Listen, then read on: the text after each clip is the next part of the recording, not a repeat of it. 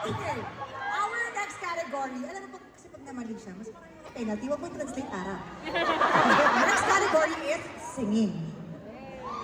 Sa singing naman, what you have to do is, you will have to sing along with the music. So we're gonna play a music, and then at a certain point, the music will stop. But you have to continue singing the song, and then once it resumes, Tagalog na lang ako kasi translate naman, pag nag-resume siya yung music, kailangan kasabay mo pa rin yung pagkanta. Okay? Tama?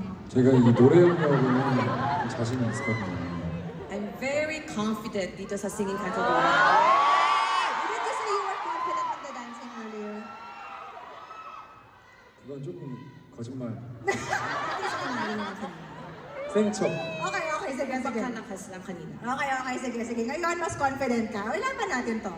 Alright, let's have our first. Are you ready? Or would you like to think about it? Like pray or something? I'm ready. Okay, you're ready. Okay, that's perfect. Okay. Let's have the first, dalawa. This is the first part of the singing category. Let's have the first part. You have to sing along. And cue. 너의 끝은 정말 끝이겠지만 나에겐 그조차 시작이었다.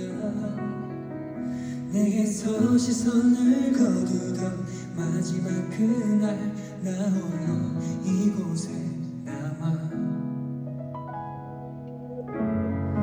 눈을 뜨면 매일매일 널 그려보는 나지만 닿을 수 없는 내 맘이 무너져.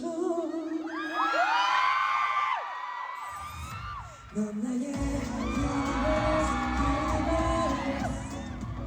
Wow! Congratulations! You got it right! Wow! Very confident. Okay. You got 1 point.